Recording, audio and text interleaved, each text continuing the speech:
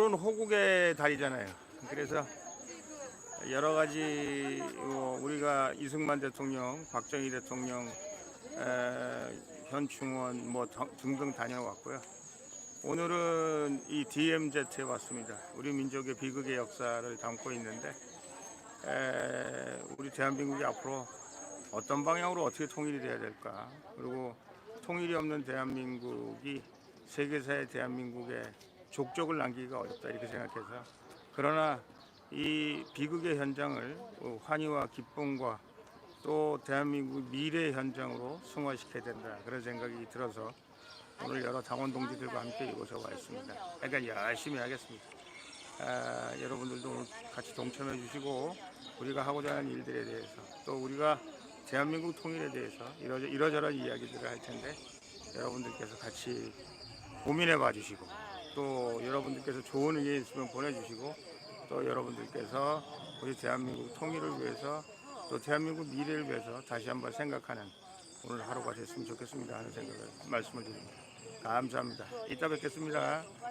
안녕하세요. 짧게 하려고 그러는데 너무 짧게는 안 될 것 같습니다. 이북 출신 맞습니다.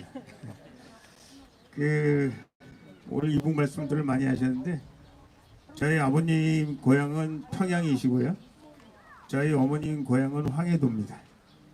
근데 이 두 분이 대구에서 결혼을 하셨어요.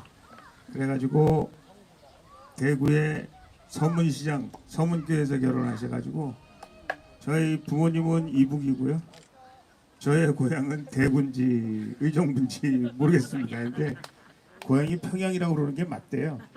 저희 아버님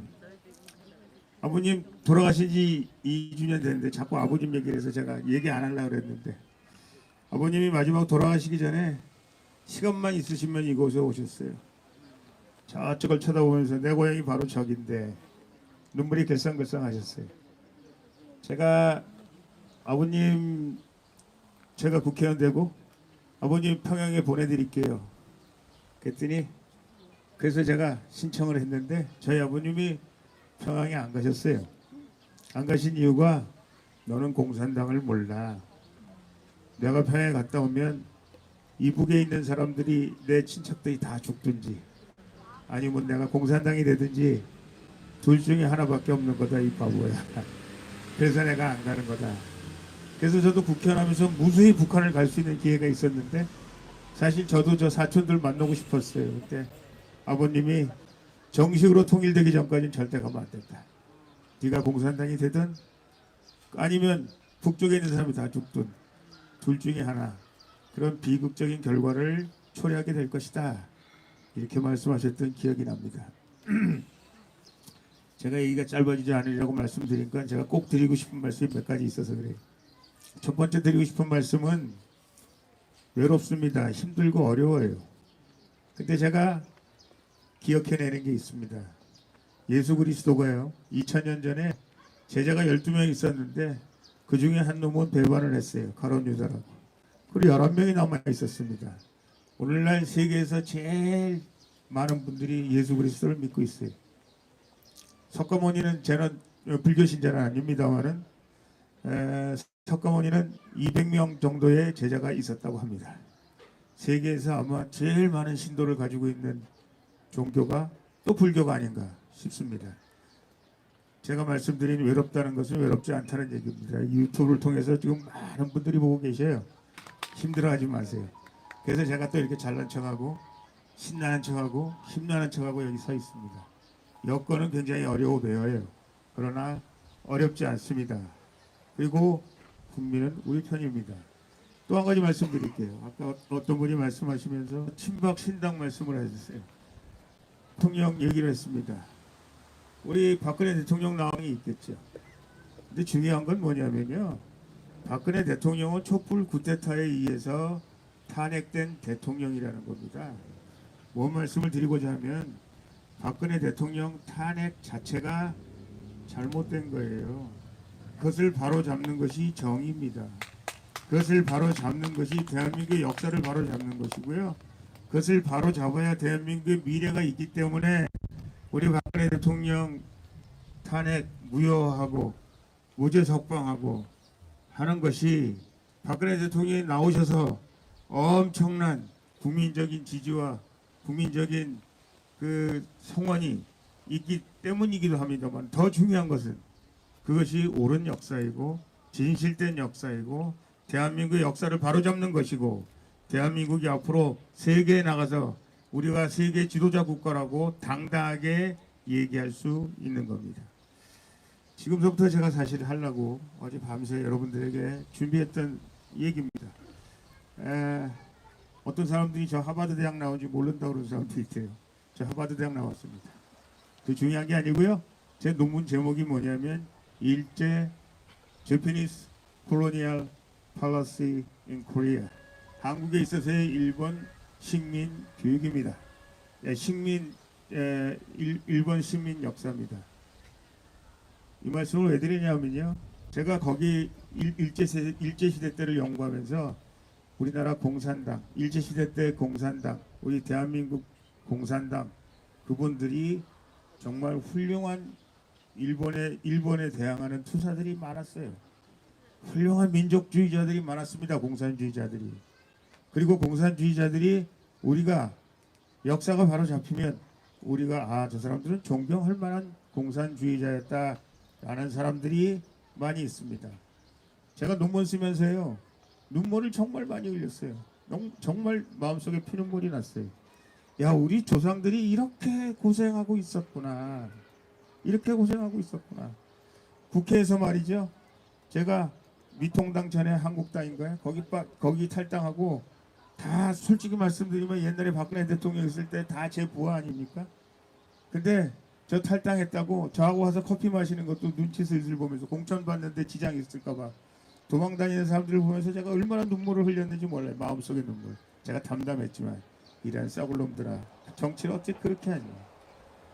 그런데 여러분, 우리 민족이 일본 사람들한테 당한 걸 생각하면 저 소녀상 문제가 아니죠. 엄청나게 피눈물을 흘렸을 것이다. 제가 그때 많이 느낍니다.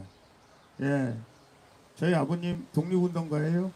아버님이 항상 말씀하신 거에 일본 놈이 되거나 아니면 일본 놈의 종이 되거나 둘 중에 하나밖에 선택의 방법이 없었다. 대한민국 사람이라는, 조선 사람이라는 것이 있을 수 없었다는 겁니다.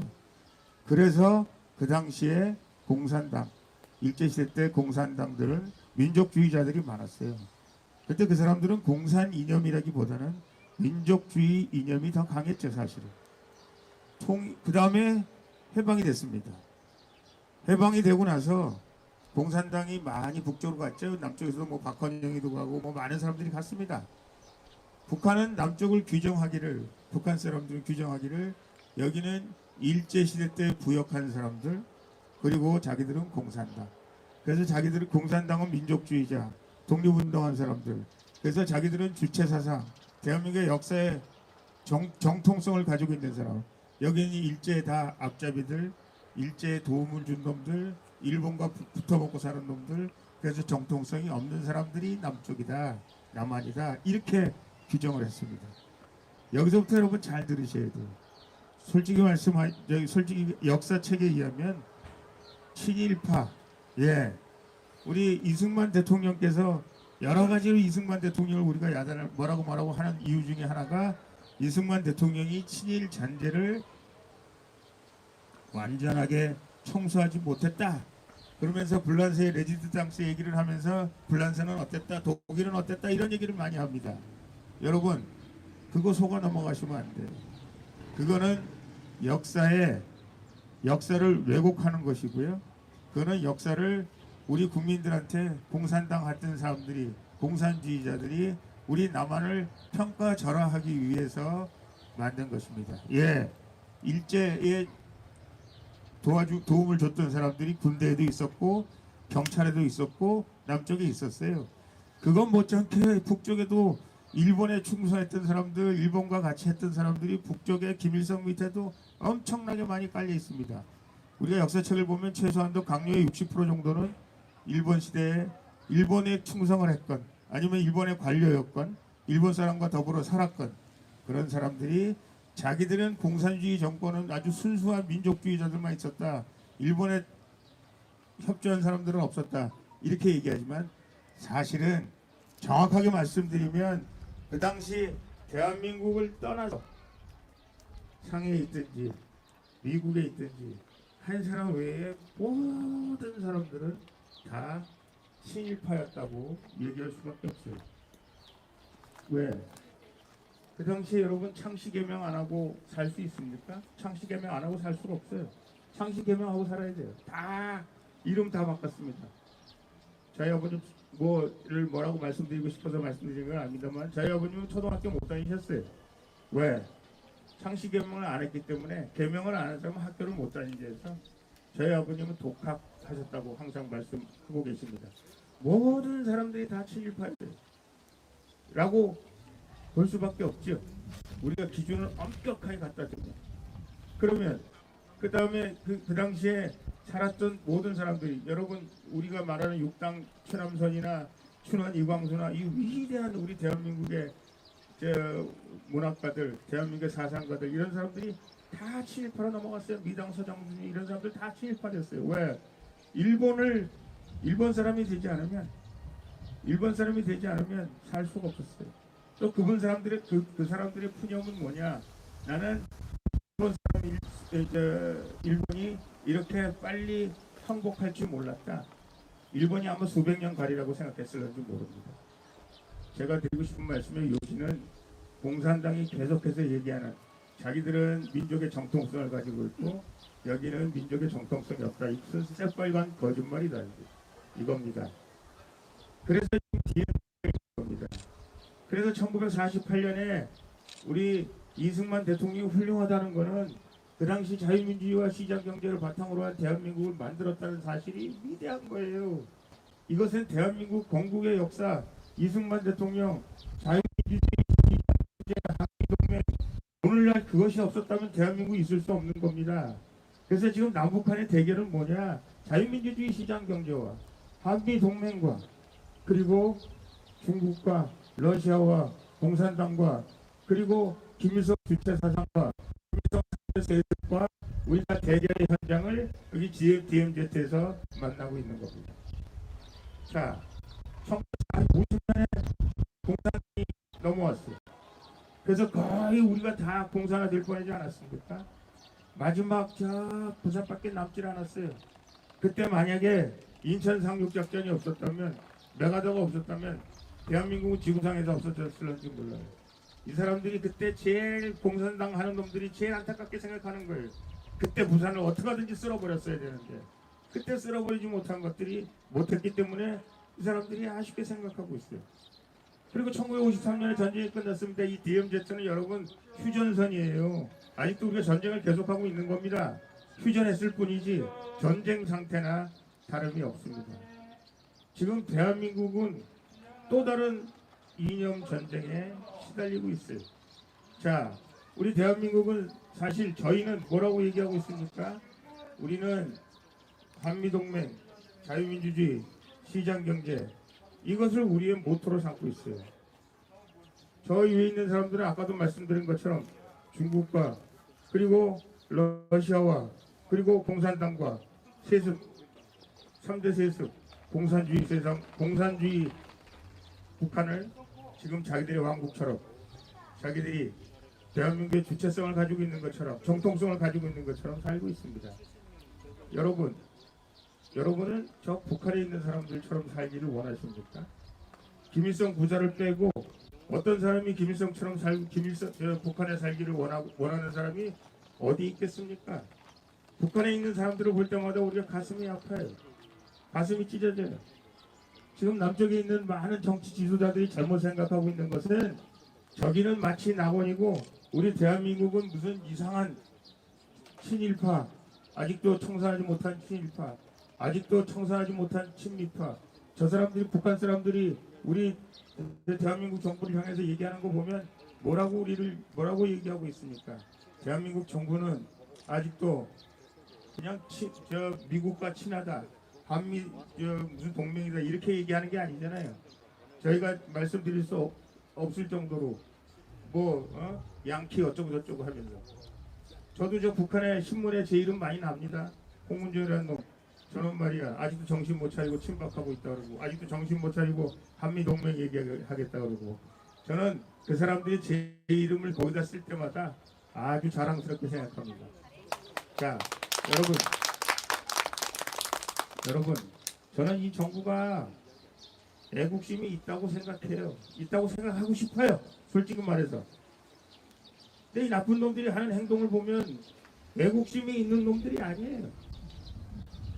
제가 이번 선거를 부정선거라고 규정한 이유가 지금 민경호 의원을 비롯해서 많은 사람들이 부정선거인 이유를 설명하고 있어요. 요 근래는 중국 공산당이 개입했다. 그런 증거들을 지금 막 찾아내고 있어요. 뭐 지금 여러 가지 무슨 대표기 조작했다. 뭐 누가 뭐 저 봉인을 뜯어냈다. 뭐 여러 가지 얘기하고 있습니다만 제가 부정선거라고 말씀드리는 거는 첫 번째는 우리 국민들한테 완전히 공산주의식으로 말이죠. 여러분들 저도 87만 원인가 저도 국회의원인데 지금 월급을 1,000만 원 넘게 받고 있는 국회의원인데 예? 그래도 저 동네에서는 밥 굶는다고 얘기하지 않는 사람인데 저한테도 100만 원을 준대요. 받으셨어요? 가장은 87만 원을 준답니다. 아까 우리 신혜영 국장이 얘기 잘하네. 52만 원 받았습니다. 예, 베네수엘라가 그러다 망한 거예요. 세계에서 기름이 제일 많이 나가는 나라가 돈 나눠주다 망한 겁니다. 이거 결국은 누가 책임져야 되냐? 젊은 사람들이 책임져야 돼요. 근데 그냥 내가 받아먹기 쉬운 꽃감이라고 받아먹고 이놈들이 자기 돈이라고 막 나눠주는 겁니까?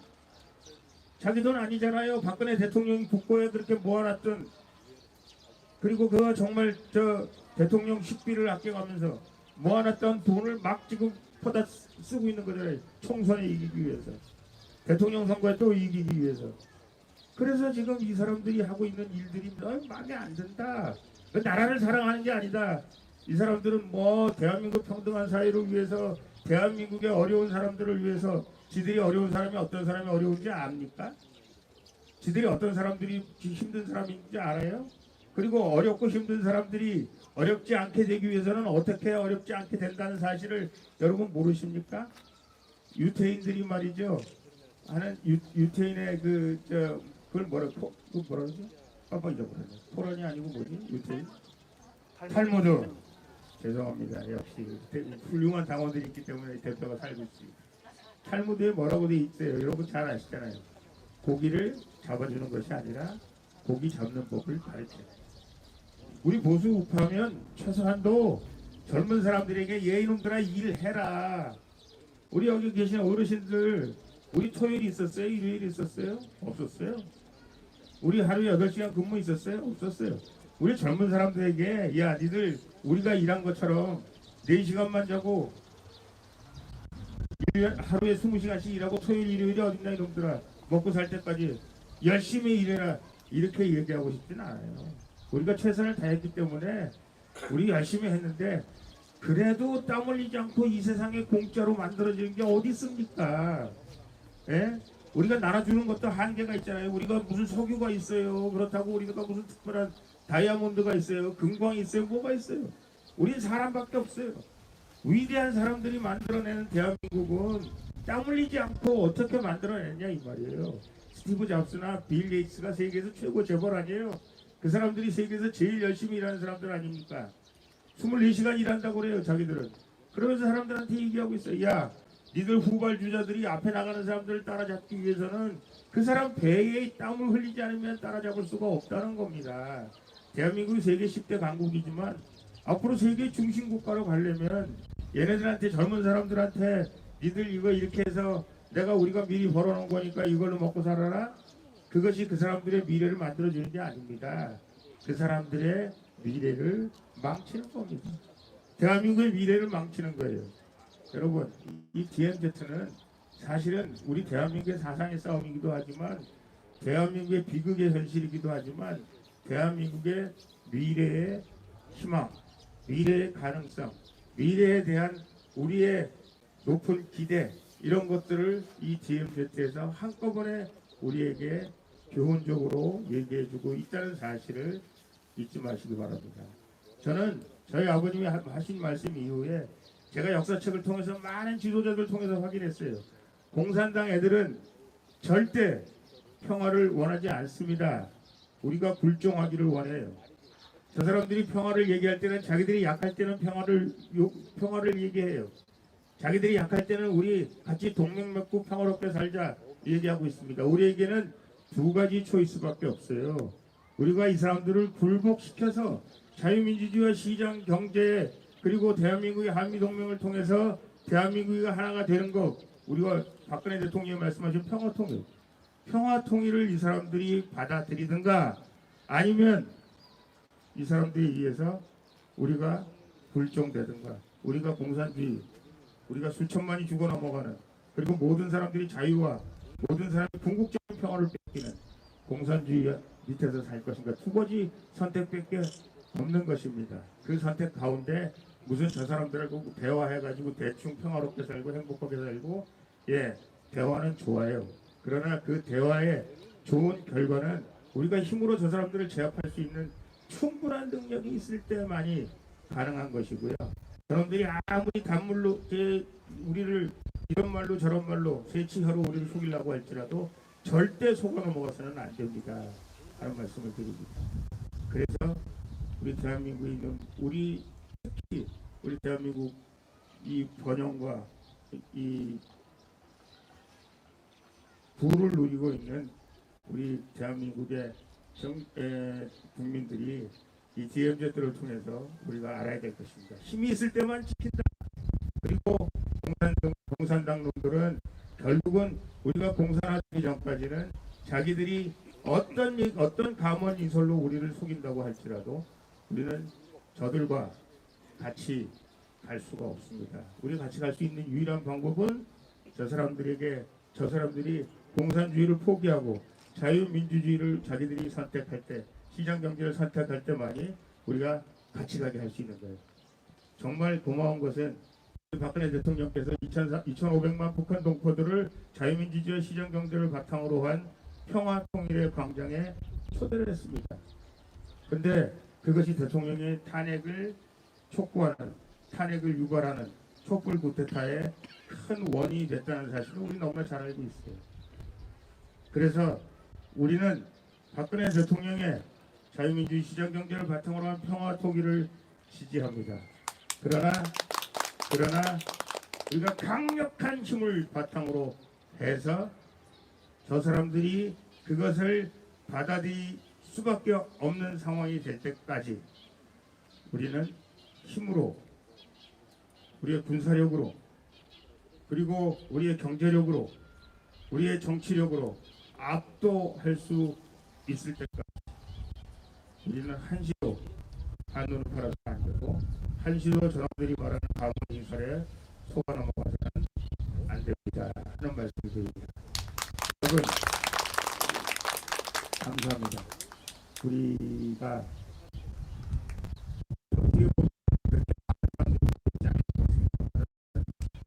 꼭 해내겠습니다. 대한민국 바로 잡도록 하겠습니다.